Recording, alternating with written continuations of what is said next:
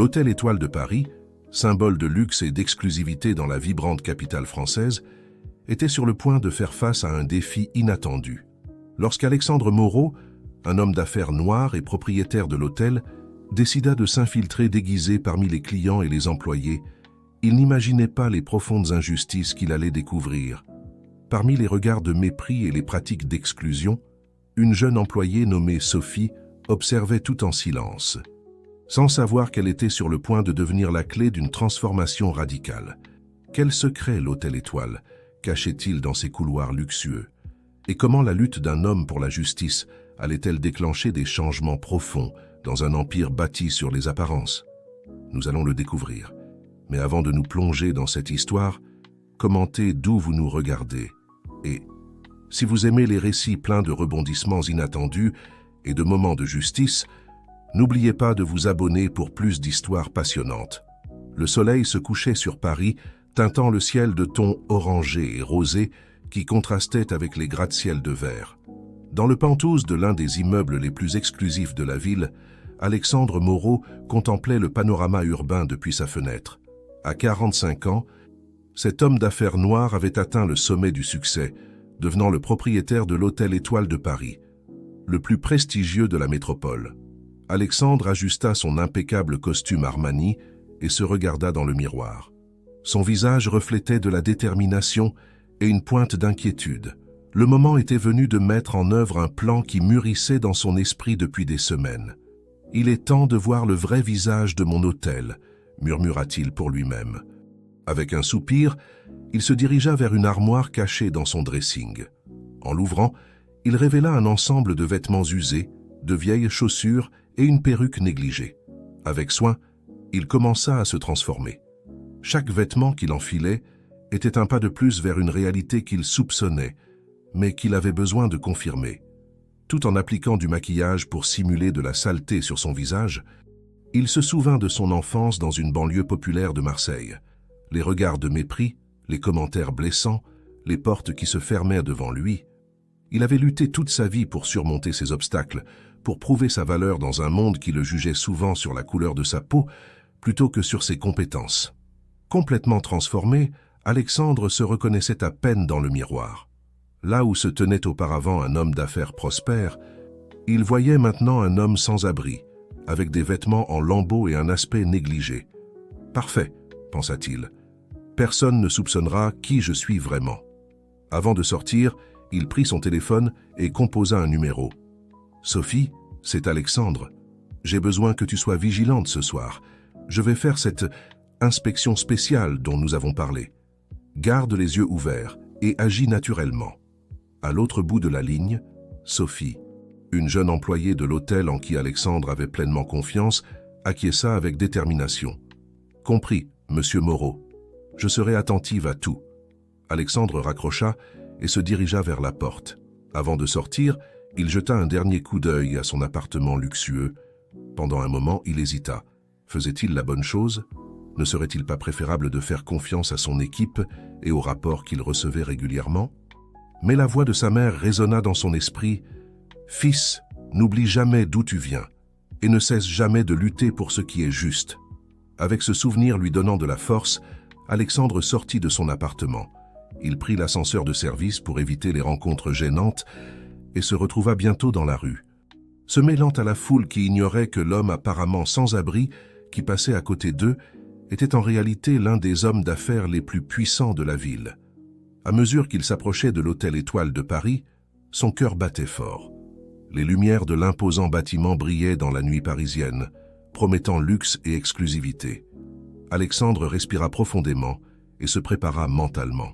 « Voyons si l'éclat de mon hôtel n'est qu'une façade », pensa-t-il en traversant la rue vers l'entrée principale. Ce qu'Alexandre était sur le point de découvrir allait changer non seulement sa vision de l'hôtel, mais aussi sa perspective sur les personnes qui l'entouraient et, en fin de compte, sur lui-même.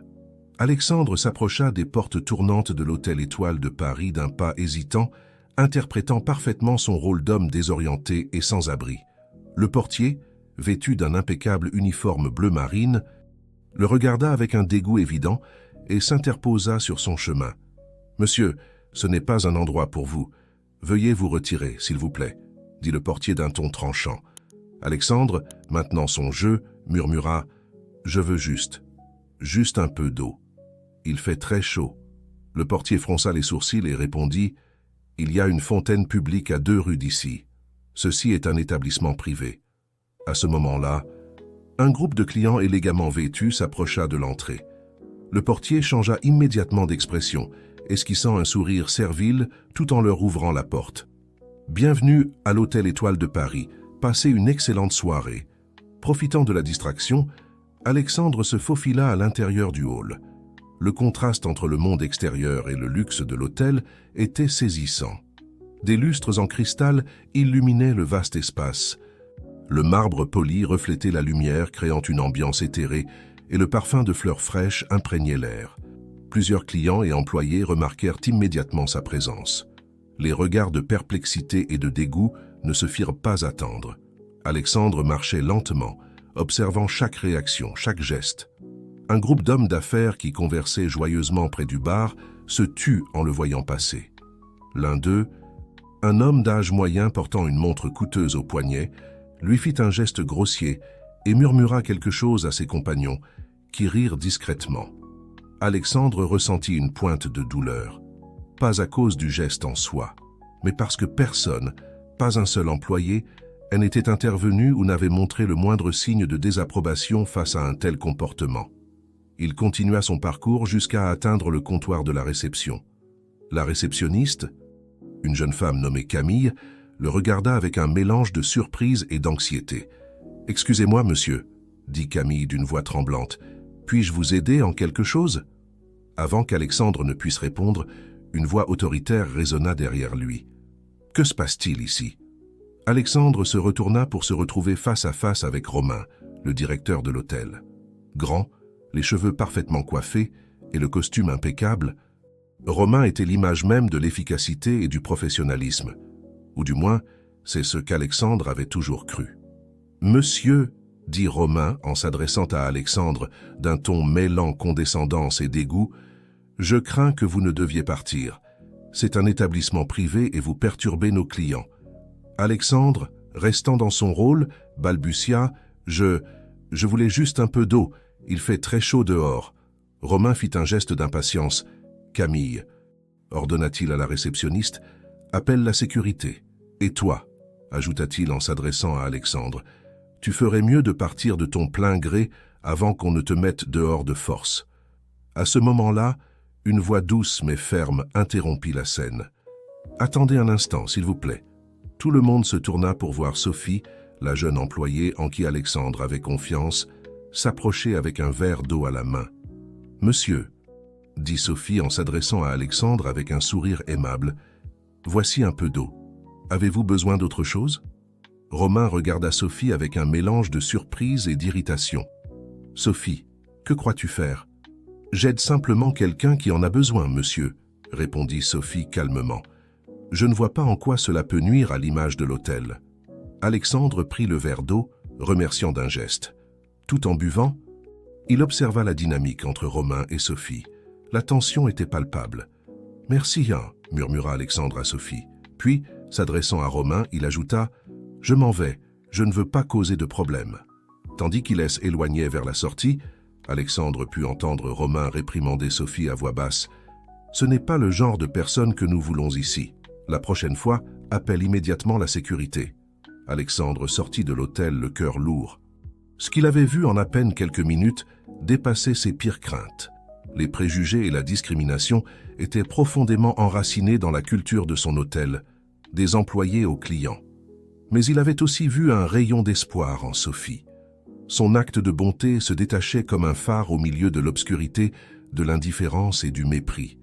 Tandis qu'il marchait sur le trottoir, s'éloignant de l'éclat de l'hôtel, Alexandre savait que sa mission ne faisait que commencer. Il devrait revenir, observer davantage, mieux comprendre. Et puis, quand il aurait toutes les informations nécessaires, il agirait. L'hôtel Étoile de Paris allait changer. Il en était certain. Mais le chemin vers ce changement serait long et difficile. La nuit avançait et Alexandre, toujours déguisé, réussit à rentrer de nouveau dans l'hôtel par une porte de service. Son cœur battait fort tandis qu'il se glissait dans les couloirs de service, des zones qu'il visitait rarement, en tant que propriétaire, mais qui devenaient maintenant son terrain d'observation. Le brouhaha de la cuisine lui parvint aux oreilles bien avant qu'il ne puisse la voir. En s'approchant, l'arôme des épices et des plats gastronomiques envahit ses sens.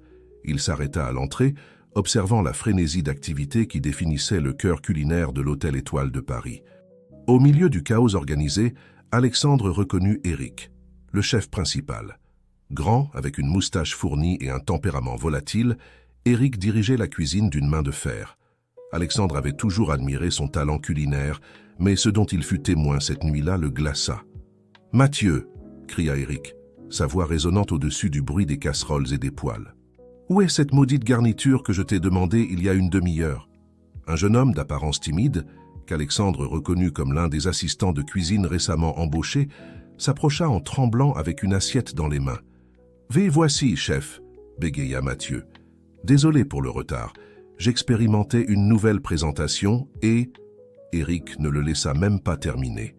D'un geste brusque, il jeta l'assiette au sol, la faisant se briser et répandant son contenu. « Expérimenter ?» rugit le chef. « Pour qui te prends-tu? Tu n'es qu'un simple aide, tu n'es pas là pour penser. Tu es là pour faire exactement ce que je te dis. Compris ?» Mathieu, les yeux pleins de larmes, acquiesça en silence et se baissa pour nettoyer le désordre. Alexandre remarqua que personne dans la cuisine ne semblait surpris par la scène. Il était évident que ce N n'était pas la première fois que cela se produisait. Pendant que Mathieu nettoyait, Éric s'adressa au reste du personnel. « Écoutez tous, ce n'est pas une cantine. Nous sommes le meilleur hôtel de Paris et nos clients attendent la perfection. Il n'y a pas de place pour les erreurs ni pour les idées créatives de gens qui ne connaissent pas leur place. Est-ce clair ?» Un chœur de « Oui, chef !» résonna dans la cuisine. Alexandre observa comment certains cuisiniers échangèrent des regards de résignation, tandis que d'autres semblaient approuver les paroles d'Éric. À ce moment-là, Sophie entra dans la cuisine avec une commande. Ses yeux croisèrent brièvement ceux d'Alexandre et il put voir un éclair de reconnaissance dans son regard, rapidement dissimulé. « Chef Éric, » dit Sophie d'une voix ferme, « le monsieur à la table 12 demande à vous parler. Il dit que la soupe était froide. » Éric fronça les sourcils. « Impossible. Mes soupes sortent toujours à la température parfaite. Cependant, insista Sophie, le client est assez mécontent et menace d'écrire une mauvaise critique s'il ne vous parle pas personnellement. » Le chef laissa échapper un juron entre ses dents. « Très bien, j'y vais. Mais ce n'est pas fini. » Avant de sortir, il se tourna vers Mathieu, qui venait de finir de nettoyer. « Toi, incapable. Prépare une autre soupe et assure-toi qu'elle soit chaude. Si tu rates ça, tu seras à la rue avant d'avoir pu dire garniture. Compris ?» Mathieu acquiesça nerveusement et se mit au travail. Alexandre, profitant de la confusion, s'approcha de lui. « Hé, petit !» chuchota-t-il. « Maintenant son rôle de sans-abri. J'ai vu ce qui s'est passé, ça va ?» Mathieu le regarda surpris, comme s'il remarquait à peine sa présence. « Oui, ça va. C'est juste que... » Il regarda autour de lui nerveusement avant de continuer à voix basse. « J'ai quelques idées pour améliorer les plats, les rendre plus innovants, mais le chef Éric ne veut pas écouter. Il dit que la tradition est ce qui fait la grandeur de cet hôtel. » Alexandre ressentit une pointe de culpabilité.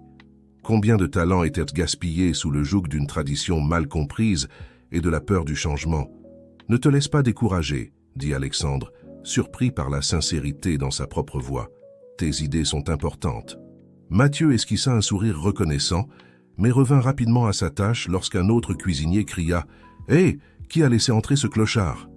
Alexandre S. éclipsa rapidement, mais pas avant d'avoir vu Sophie intervenir pour calmer la situation. En s'éloignant de la cuisine, Alexandre ressentait un tourbillon de émotions. L'arrogance d'Éric, le talent gaspillé de Mathieu, la complicité silencieuse du reste du personnel. Tout faisait partie d'un problème beaucoup plus grand qu'il ne l'avait imaginé, mais il avait aussi vu des lueurs d'espoir. Le courage de Sophie, la passion de Mathieu, peut-être, pensa Alexandre, que le changement qu'il recherchait germait déjà dans les cœurs de certains de ses employés. Il avait juste besoin de l'opportunité de s'épanouir. Avec cette idée en tête, Alexandre se prépara pour sa prochaine étape dans ce voyage de découverte. le bar de l'hôtel, où les clients les plus influents avaient l'habitude de se réunir.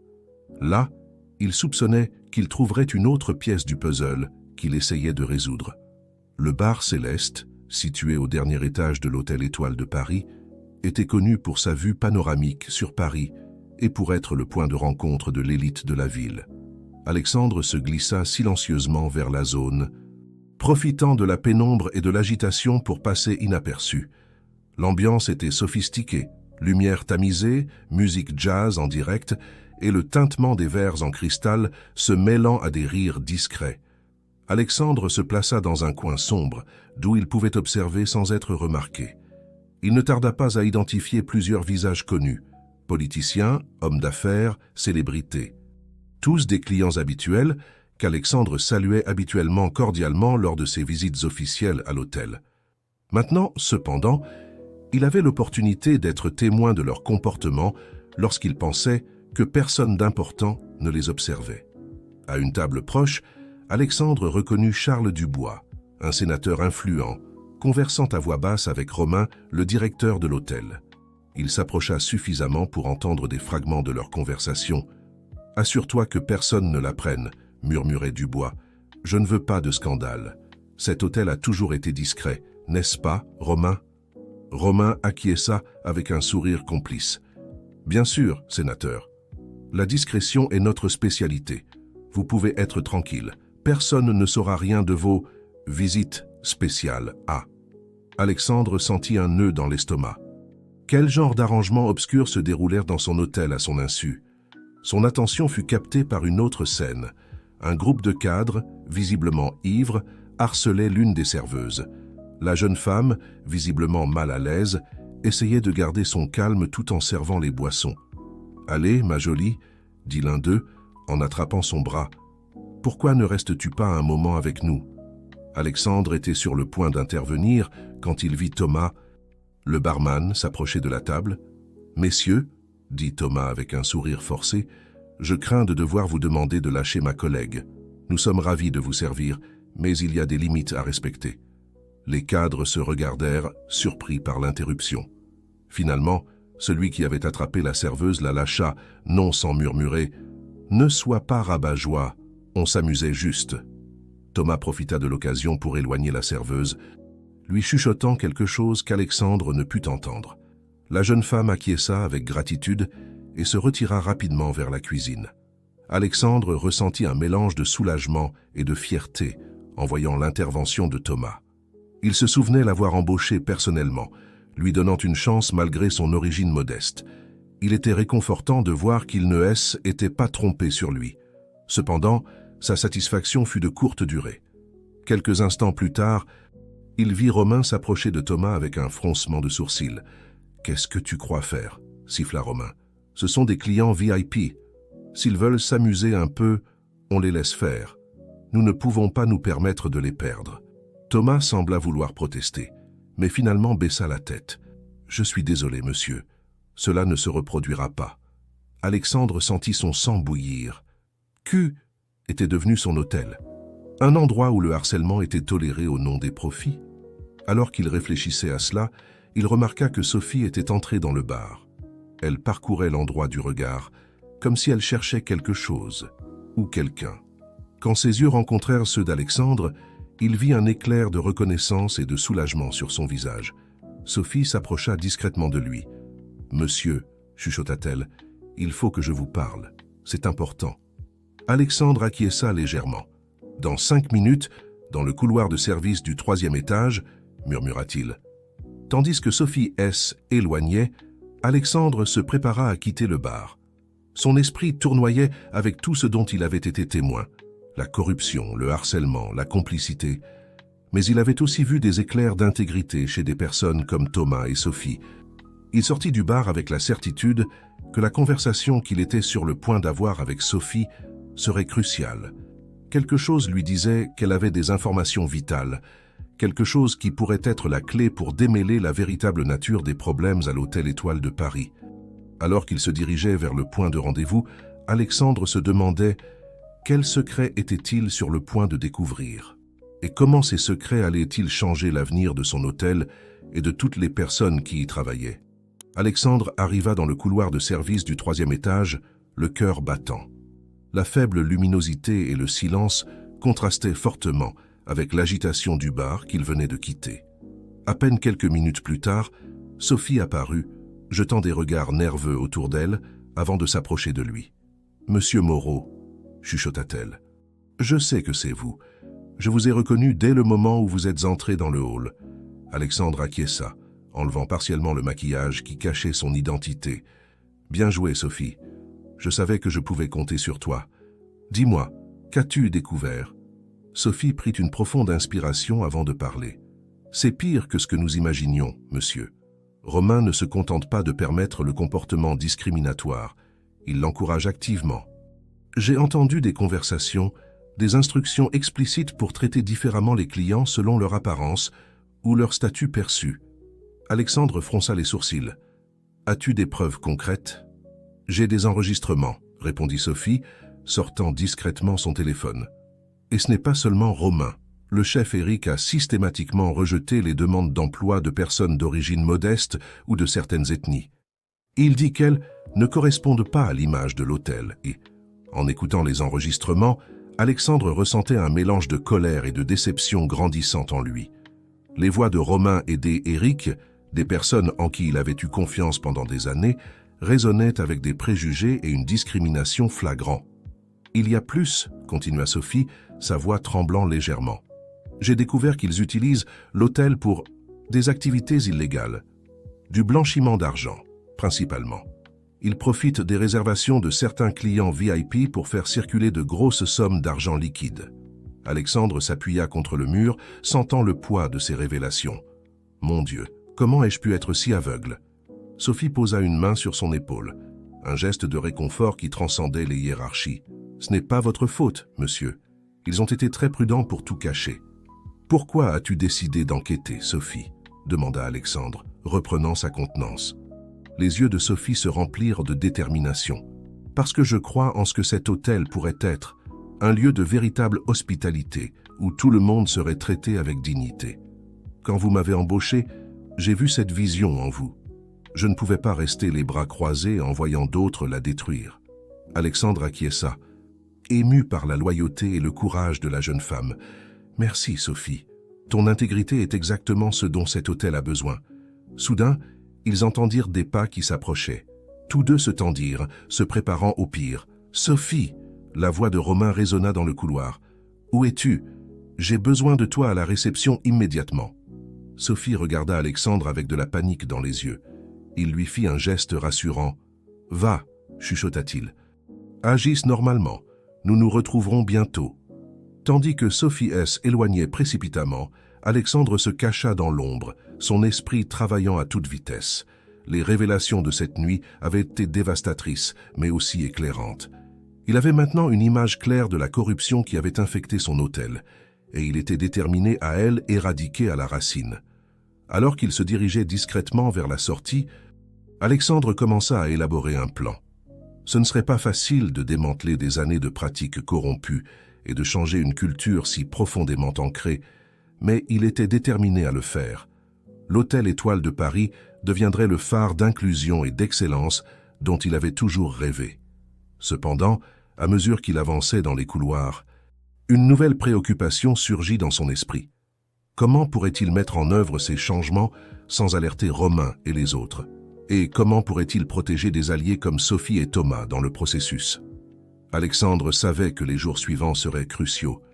Il devrait agir avec prudence, rassembler plus de preuves et se préparer à une confrontation qui pourrait ébranler les fondements mêmes de tout ce qu'il avait construit.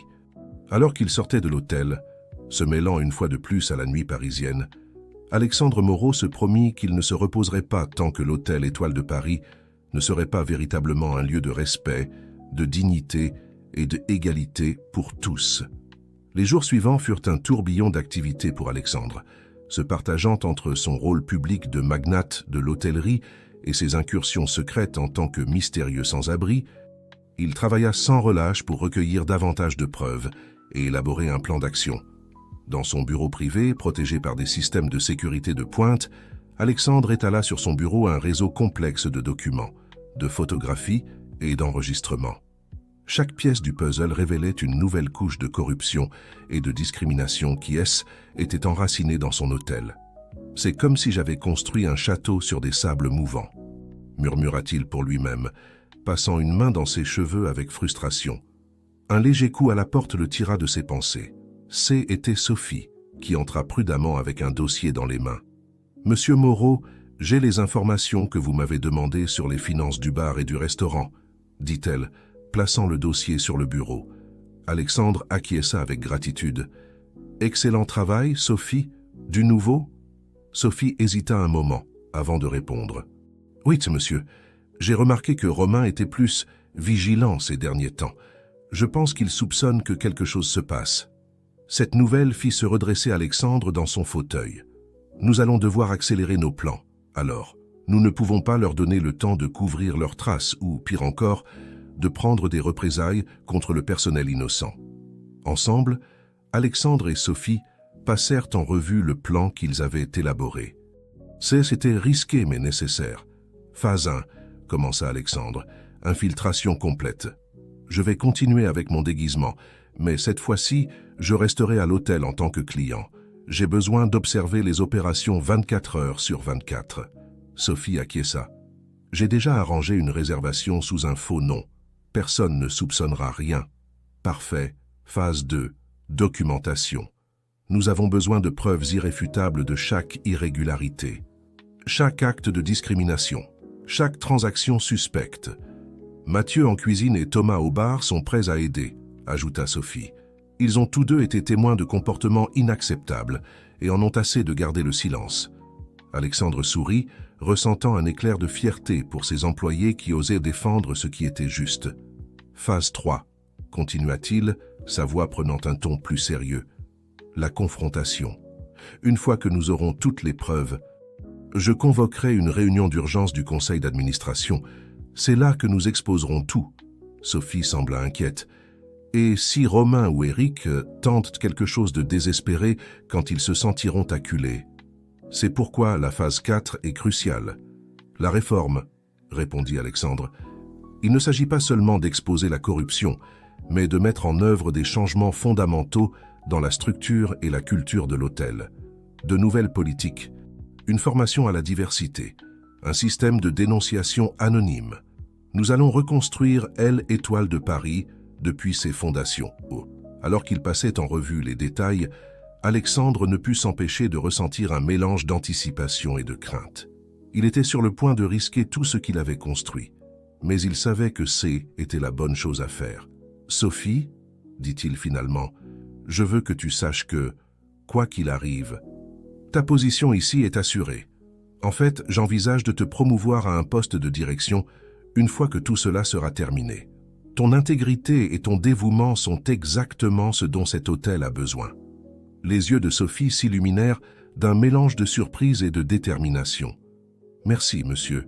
Je ne vous décevrai pas. » Lorsque Sophie se retira, Alexandre resta seul avec ses pensées. Il regarda par la fenêtre de son bureau, contemplant l'horizon de Paris. L'hôtel Étoile de Paris se dressait comme un phare dans la nuit, mais Alexandre savait que son éclat cachait des ombres sombres. « Il est temps que cet hôtel brille pour les bonnes raisons », se dit-il à lui-même. Avec une détermination renouvelée, Alexandre commença à se préparer pour son rôle le plus difficile jusqu'à présent, celui d'un client ordinaire dans son propre hôtel. Il savait que les jours à venir seraient cruciaux et que chaque action, chaque mot, pourrait faire la différence entre le succès et l'échec de sa mission. Alors qu'il remettait son déguisement, Alexandre Moreau se promit que, quel que soit le coût personnel, il transformerait l'hôtel Étoile de Paris en un véritable symbole d'excellence, d'égalité et de respect pour tous. Alexandre, maintenant complètement transformé en son alter ego, un homme d'affaires d'âge moyen nommé Robert Durand, entra dans le hall de l'hôtel Étoile de Paris avec une valise usée à la main. Son cœur battait fort alors qu'il s'approchait du comptoir de réception, conscient que chaque interaction serait un test pour son hôtel. Camille, la réceptionniste qu'il avait vue lors de sa première incursion, l'accueillit avec un sourire professionnel. « Bienvenue à l'hôtel Étoile de Paris, monsieur. Comment puis-je vous aider ?» « J'ai une réservation au nom de Robert Durand, répondit Alexandre, modulant sa voix pour la rendre légèrement rauque. Pendant que Camille vérifiait la réservation, Alexandre remarqua comment son sourire faiblissait légèrement en voyant les détails. « Ah oui, monsieur Durand, nous avons une chambre standard réservée pour vous pour 1 semaine. » Le ton de surprise dans sa voix échappa pas à Alexandre. Clairement, Raad n'était pas le type de client qui séjournait habituellement pour des périodes aussi longues dans le luxueux hôtel. « C'est exact, » confirma Alexandre. « Je suis en ville pour affaires. » Camille acquiesça, mais Alexandre pouvait voir qu'elle luttait pour maintenir son professionnalisme. « Bien sûr, monsieur, permettez-moi d'appeler un groom pour vous accompagner à votre chambre. » Pendant qu'il attendait, Alexandre observa le hall avec un regard neuf. Il remarqua comment d'autres clients, vêtus de vêtements de créateurs et de bijoux brillants, le regardèrent du coin de l'œil avec curiosité et, dans certains cas, avec dédain. Finalement, un jeune groom s'approcha. « Bienvenue, monsieur. Permettez-moi de porter vos bagages. » Alexandre lui remit sa valise et suivit le groom vers les ascenseurs. Pendant le trajet, il remarqua que le jeune employé maintenait une distance légèrement plus grande que d'habitude, comme s'il craignait qu'Alexandre ne salisse son uniforme impeccable. Une fois dans la chambre, Alexandre donna un pourboire modeste au groom qui put à peine cacher sa déception avant de se retirer précipitamment. Seul dans la chambre, Alexandre poussa un long et profond soupir. Bien qu'il s'agisse d'une suite standard, elle restait luxueuse. Cependant, il pouvait maintenant voir les petites imperfections qui passaient normalement inaperçues. Une tache presque imperceptible sur la moquette, un léger éclat sur le bord d'une table. « Les détails », murmura-t-il pour lui-même. « Tout est dans les détails. » Il sortit de sa valise un petit dispositif d'enregistrement et le cacha stratégiquement dans la chambre. Puis, il prit son téléphone et envoya un message crypté à Sophie. Phase 1 terminée. Début de l'observation continue. Les jours suivants furent une révélation pour Alexandre. En tant que Robert Durand, il expérimenta de première main le traitement différentiel subtil, mais constant, que recevaient les clients qui ne correspondaient pas au profil idéal de l'hôtel. Il remarqua comment les demandes de service en chambre prenaient plus de temps à être traitées.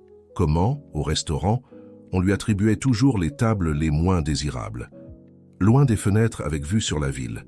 Comment, au bar, les serveurs semblèrent de toujours servir d'abord les clients les plus ostentatoires. Un après-midi, alors qu'il prenait un café dans le hall, il entendit par hasard une conversation entre Romain et l'un des responsables des étages. « Ce Durand, » disait Romain à voix basse, « je ne l'aime pas. Il n'a pas sa place ici. Assure-toi qu'il ne se sente pas trop à l'aise.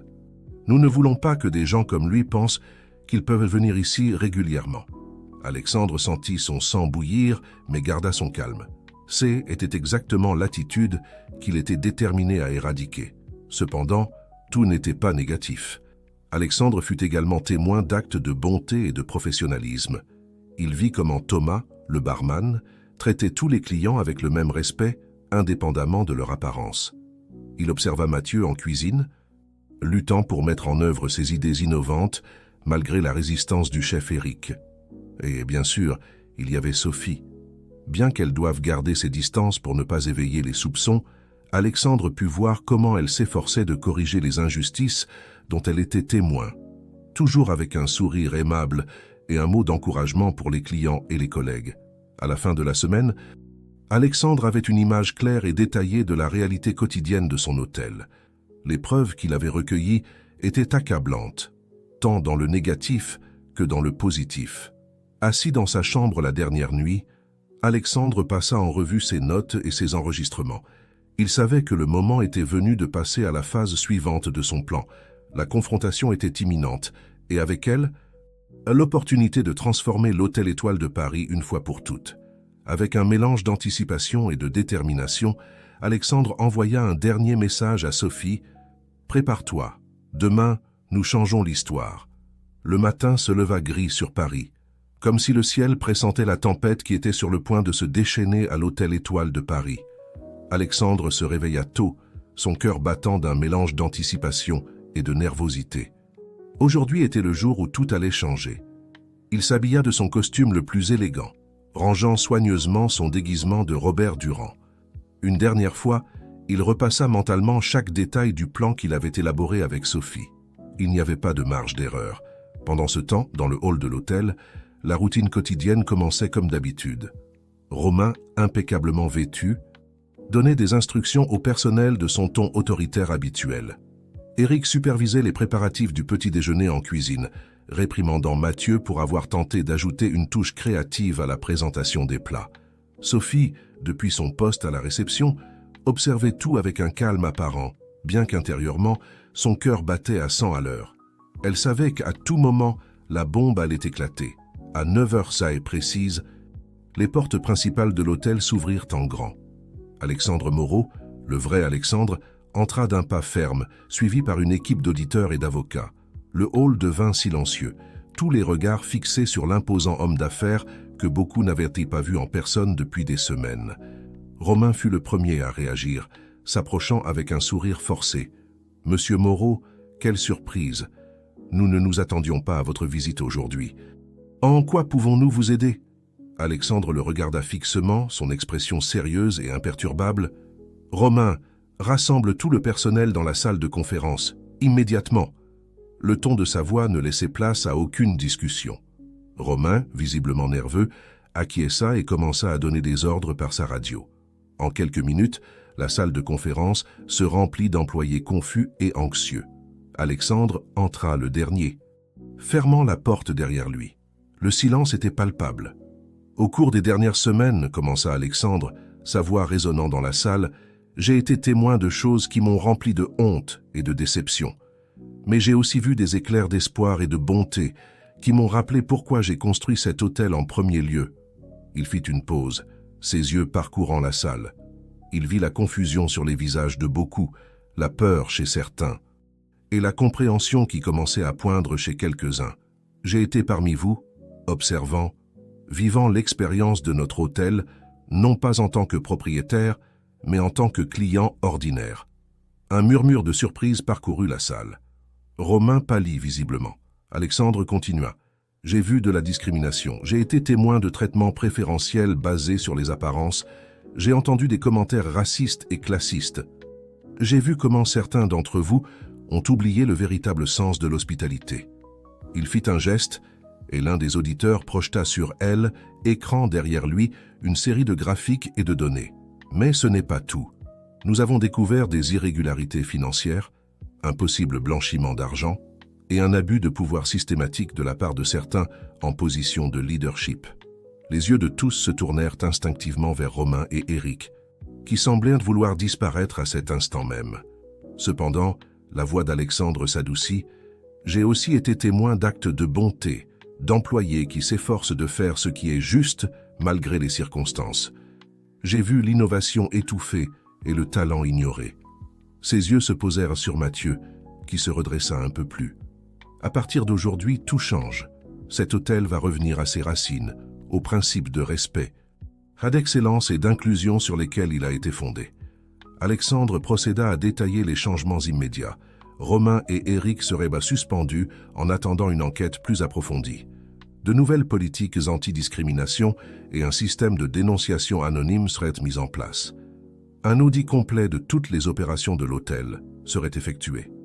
Et pour diriger ces changements, conclut Alexandre, j'ai décidé de nommer quelqu'un qui a fait preuve d'intégrité, de compassion et de vision.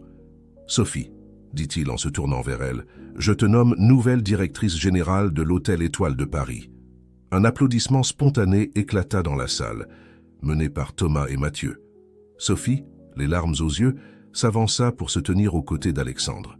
Alors que la réunion se dissolvait dans un tourbillon d'émotions et de discussions, Alexandre réalisa que ce n'était que le début. Le chemin vers une véritable transformation serait long et difficile, mais pour la première fois depuis longtemps, il ressentit un véritable espoir pour l'avenir de son hôtel et des personnes qui y travaillaient. La tempête était arrivée, mais après elle, Alexandre en était sûr, viendrait une nouvelle aube pour l'Hôtel Étoile de Paris. Les jours et les semaines qui suivirent la révélation dramatique d'Alexandre furent un tourbillon d'activités à l'Hôtel Étoile de Paris. Le bâtiment était toujours debout, aussi majestueux que jamais vu de l'extérieur, mais à l'intérieur, une révolution silencieuse était en marche. Sophie, dans son nouveau rôle de directrice générale, faisait face à des défis quotidiens. Avec un mélange de fermeté et de compassion, elle dirigeait le processus de transformation. Son bureau était toujours rempli de rapports, de propositions et de plans d'action, mais elle n'était jamais trop occupée pour écouter les préoccupations d'un employé ou les suggestions d'un client. L'une de ses premières actions fut de mettre en place un programme de formation à la diversité et à l'inclusion pour tout le personnel. Les séances, d'abord accueillies avec scepticisme par certains, devinrent rapidement des espaces de dialogue ouverts et d'apprentissage mutuel. Mathieu, le jeune et créatif assistant cuisinier, eut enfin l'occasion de briller. Sophie le nomma sous-chef, lui donnant la liberté d'expérimenter de nouveaux plats qui fusionnaient la cuisine française traditionnelle avec des techniques modernes. Le restaurant de l'hôtel commença bientôt à gagner une reconnaissance pour sa proposition gastronomique innovante. Thomas, le barman qui avait toujours traité tout le monde de manière égale, fut promu responsable des boissons et du divertissement.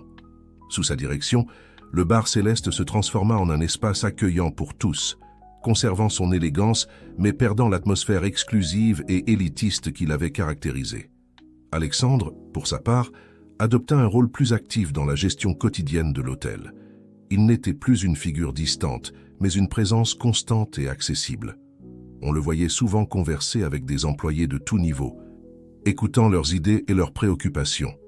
Un jour, alors qu'il traversait le hall, Alexandre rencontra Camille, la réceptionniste qui l'avait accueilli lorsqu'il était déguisé en Robert Durand. « Monsieur Moreau, dit-elle, visiblement nerveuse, je voulais m'excuser pour la façon dont j'ai traité Robert Durand. J'ai honte de mon comportement. » Alexandre la regarda avec bienveillance. « Camille, le fait que vous reconnaissiez cela est déjà un grand pas. L'important n'est pas l'erreur, mais ce que nous en apprenons. » Ce genre de conversation devint courant dans l'hôtel. Peu à peu, le personnel commença à vraiment intérioriser les valeurs de respect et d'inclusion qu'Alexandre et Sophie promouvaient. Cependant, tout ne fut pas facile. L'enquête sur les activités de Romain aidé Éric révéla un réseau de corruption plus étendu qu'on ne le pensait initialement. Alexandre dut prendre la décision difficile d'impliquer les autorités. Voir ses anciens employés de confiance faire face à des charges légales fut douloureux, mais nécessaire pour un nettoyage complet de l'hôtel. Au fil des mois, l'hôtel Étoile de Paris commença à acquérir une nouvelle réputation. Il n'était plus seulement connu pour son luxe, mais pour son ambiance accueillante et son engagement envers l'égalité. Des clients de diverses origines et de différents statuts sociaux commencèrent à choisir l'hôtel, attirés par sa nouvelle philosophie. Un jour, près de 6 mois après la grande révélation, Alexandre se trouvait dans son bureau en train d'examiner les derniers rapports financiers lorsque Sophie entra avec un sourire radieux.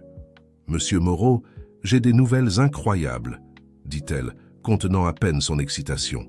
« Nous venons d'être nominés pour le prix de l'hôtel de l'année dans la catégorie Innovation sociale et entrepreneuriale. » Alexandre se leva de sa chaise, véritablement surpris et ravi.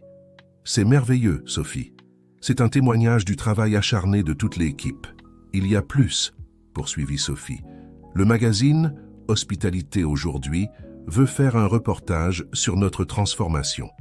Ils disent que nous sommes un modèle à suivre dans l'industrie. » Alexandre sourit, ressentant une profonde satisfaction, organise une réunion avec tout le personnel. « Je veux que tout le monde sache que c'est un accomplissement collectif. » Ce soir-là, dans le bar Céleste rénové, une célébration improvisée eut lieu.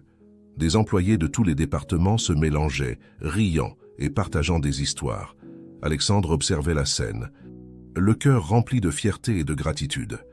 Alors qu'il trinquait avec son équipe, Alexandre réfléchit au voyage qu'ils avaient entrepris.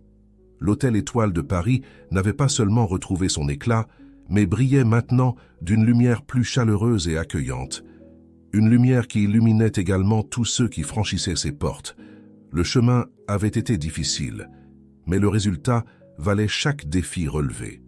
L'hôtel était devenu un véritable foyer loin de chez soi pour ses clients et une famille pour ses employés. Et pour Alexandre, était la réalisation d'un rêve qu'il ne savait même pas avoir. Créer un espace où l'excellence et l'humanité pouvaient coexister en parfaite harmonie. Un an s'était écoulé depuis le jour où Alexandre Moreau avait décidé de se déguiser et d'entrer dans son propre hôtel. L'hôtel Étoile de Paris se dressait maintenant, non seulement comme un symbole de luxe dans le paysage parisien, mais comme un phare d'inclusion, d'innovation et d'excellence dans l'industrie hôtelière. Était un doux matin de printemps, et le hall de l'hôtel bourdonnait d'activités. Des journalistes de tout le pays, et même quelques-uns de l'étranger se rassemblaient, caméra en main, attendant le début d'une conférence de presse très spéciale. Alexandre, vêtu d'un costume élégant mais pas ostentatoire, se trouvait derrière la scène improvisée au centre du hall. À ses côtés, Sophie passait en revue quelques notes, son visage reflétant un mélange de nervosité et d'excitation. « Es-tu prête ?» demanda Alexandre avec un sourire rassurant. Sophie acquiesça, lui rendant son sourire. « Plus que jamais, monsieur Moreau. » Ensemble, ils sortirent sur la scène, accueillis par une vague de flash et le murmure expectatif de l'audience. Alexandre s'approcha du microphone et commença. « Bonjour à tous. Merci de vous joindre à nous en cette journée si spéciale pour l'Hôtel Étoile de Paris. Il y a un an, nous nous sommes embarqués dans un voyage de transformation. Un voyage qui nous a amenés à redécouvrir le véritable sens de l'hospitalité. » Il fit une pause, ses yeux parcourant la salle. Il vit des visages familiers dans la foule. Mathieu, maintenant chef exécutif, Thomas, devenu un mixologue reconnu, Camille, promu chef de réception. Tous faisaient partie intégrante de la nouvelle ère de l'hôtel. Aujourd'hui, poursuivit Alexandre, nous ne sommes pas seulement ici pour célébrer nos réalisations, mais pour annoncer le prochain chapitre de notre histoire. C'est avec une grande fierté que j'annonce la création de la Fondation Étoile de Paris pour l'inclusion et le développement professionnel dans l'industrie hôtelière. Un murmure de surprise et d'approbation parcourut l'audience. Cette fondation, expliqua Alexandre, se consacrera à offrir des opportunités d'éducation et d'emploi aux jeunes de communautés défavorisées avec un accent particulier sur la diversité et l'inclusion. Car nous croyons que le véritable luxe ne réside pas dans les murs de marbre ou les draps de soie, mais dans la richesse des perspectives et des expériences que chaque individu apporte. Sophie fit un pas en avant et prit le microphone. Dans le cadre de cette initiative, l'Hôtel Étoile de Paris s'engage à consacrer 10% de ses bénéfices annuels à la Fondation. De plus, nous mettrons en place un programme de stage et de mentorat pour garantir que ces jeunes ne reçoivent pas seulement une éducation, mais aussi de véritables opportunités de croissance dans l'industrie. Les applaudissements résonnèrent dans le hall. Les journalistes levaient la main, impatients de poser des questions. Alexandre et Sophie répondirent avec patience et transparence, détaillant les plans pour la fondation et comment celle-ci s'alignait avec la nouvelle philosophie de l'hôtel. Alors que la conférence de presse se poursuivait, Alexandre ne put s'empêcher de réfléchir au voyage qu'il avait mené à ce moment. Il se souvint de son enfance dans la banlieue populaire de Marseille, des défis qu'il avait dû relever et comment il avait juré que s'il réussissait un jour, il utiliserait sa position pour faire la différence. À la fin de la conférence, un jeune journaliste leva la main. « Monsieur Moreau, quelle direz-vous a été la leçon la plus importante que vous avez apprise dans ce processus de transformation ?» Alexandre sourit, pensif. La leçon la plus importante a été que le véritable changement commence par la volonté de voir les choses d'une perspective différente. Parfois, nous devons sortir de notre zone de confort, enlever nos masques et vraiment écouter les autres pour comprendre comment nous pouvons nous améliorer. Après la conférence, Alexandre se réunit avec son équipe dans le bar Céleste rénové. Levant un verre, il proposa un toast. À un avenir où l'excellence et l'inclusion vont de pair, où chaque personne qui franchit nos portes, qu'elle soit cliente ou employée, se sent valorisée et respectée. Alors que le soleil se couchait sur Paris, baignant la ville de tons dorés, Alexandre se tenait debout près de la fenêtre de son bureau. L'hôtel Étoile de Paris brillait d'une nouvelle lumière, une lumière qui promettait un avenir plus radieux, non seulement pour l'hôtel, mais pour toute l'industrie. Ça avait été un long voyage, parfois difficile. Mais en regardant en arrière, Alexandre savait que chaque étape en avait valu la peine. L'hôtel qu'il avait construit était plus seulement un symbole de luxe, mais un phare d'espoir et de changement positif. Avec un sourire de satisfaction, Alexandre réalisa que ce N n'était pas une fin, mais un nouveau commencement. Le véritable voyage, celui de créer un monde plus juste et inclusif, ne faisait que commencer. Et l'Hôtel Étoile de Paris serait à l'avant-garde de ce changement, brillant comme une étoile guide pour tous ceux qui oseraient rêver d'un avenir meilleur.